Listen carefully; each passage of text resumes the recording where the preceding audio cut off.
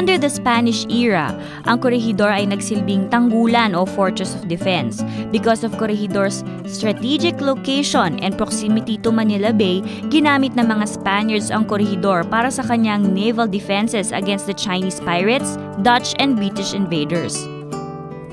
Kung may mga kaaway na nagtatangkang pumasok noon sa Maynila upang sakupin ito, ang isla ng Corregidor ang naging pinaka-signal outpost.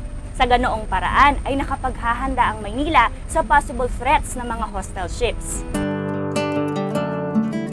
Lahat ng invading forces na sumakop at gustong sumakop sa Maynila noon, hindi biro ang kanilang pinagdaanan bago sila makalagpas sa isla ng Corregidor. Halimbawa, ang Chinese pirate na si Ling Mahong at ang mga British na sumakop sa atin noong 1600.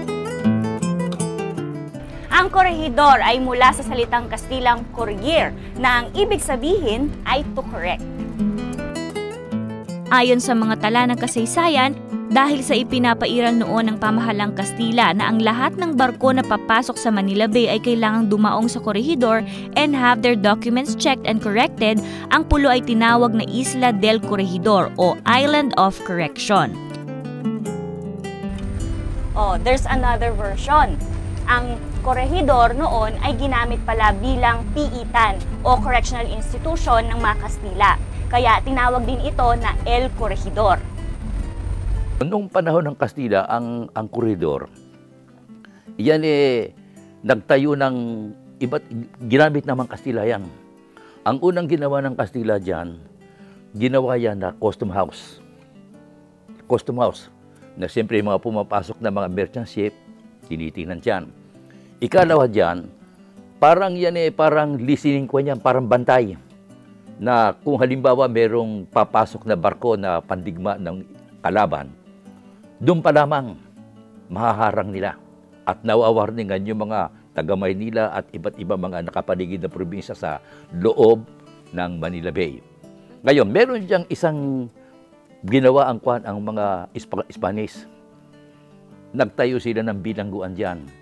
Itong bilangguan to, ang dinadalang bilanggo dito, isinasa ilalim ng matinding gawain, mabibigat na gawain.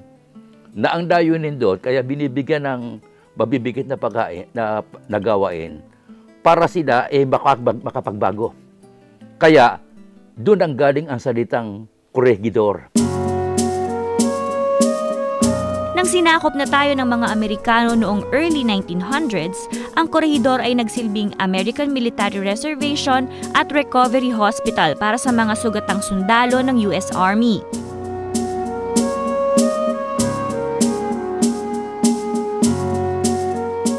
The Americans started fortifying the island by installing guns and mortars.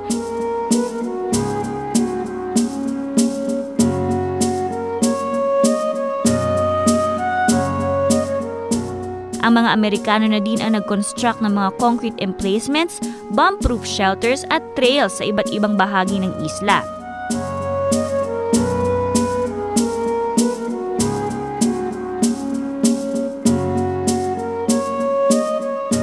And the island officially named Fort Mills. Noon din binansagan ang Corregidor na Gibraltar of the East at The Rock.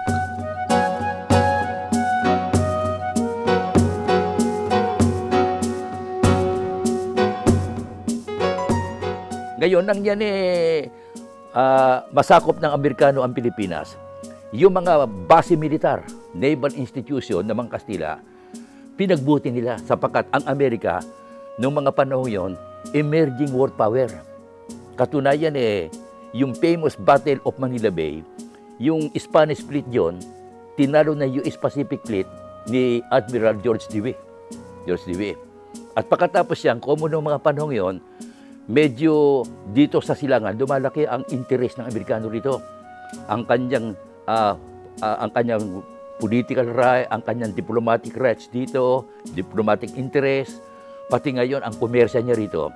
Kaya nagpapalakas ang mga Amerikano rito. Ayan ngayon, pinortify na mabuti ang koridor.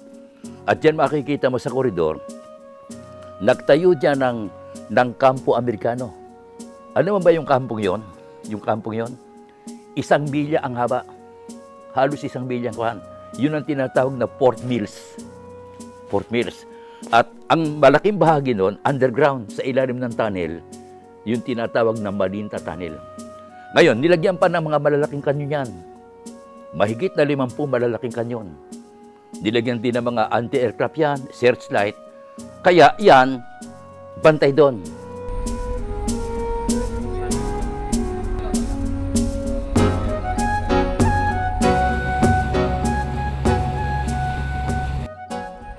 Dito sa deck ng ferry ay matatanaw na ang isla ng Corregidor. Kaya lalo ko na-excite dahil maya-maya lang makakasama ko na kayo papunta doon sa Corregidor.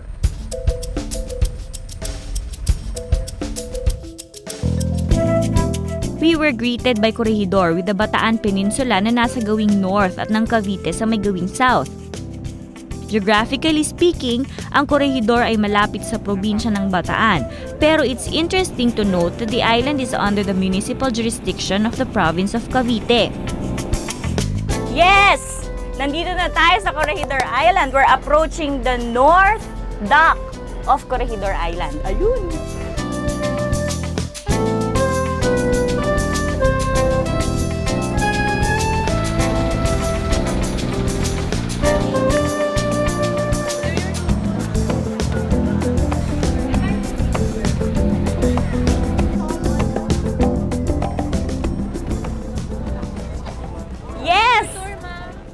Matapos ang mahigit 1 oras na paglalakbay namin sa dagat, at last narating na rin namin ang one of the most historic and famous places here in the Philippines. Nandito na kami sa Corregidor to travel, to experience, and to thread down the paths of history.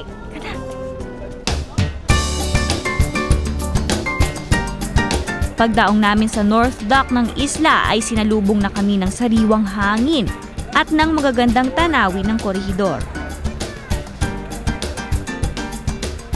Mula sa North Dock ay natanaw na namin ang mga naghihintay sa aming mga sasakyan, ang tranvia.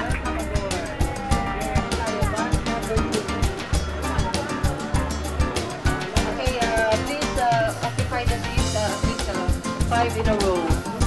Because 33 taps were assigned to for the group of net 25. Yay! Be ready, some of you. Ang tranvia or old streetcar ang maghahatid sa atin sa different sites and historical landmarks ng Corregidor. Ang tranvia o trams ang main mode of transportation dito sa isla noong nandito pa ang mga Amerikano during the American occupation.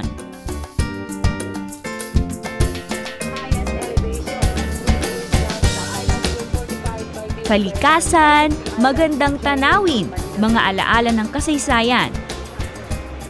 Corregidor's rich history continues to draw Filipinos and foreign tourists alike, making the island one of the most visited tourist spots in the country.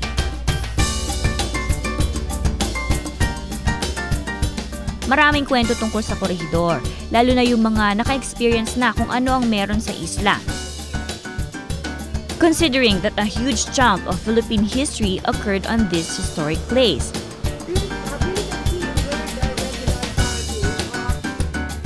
For the young, ang paglalakbay daw sa Corregidor ay isang emotional and learning experience. Para naman sa mga nakaranas ng digmaan, sa mga lolo at lola natin, sa ating mga nanay at tatay, it serves as a painful reminder of what a war can bring to humankind.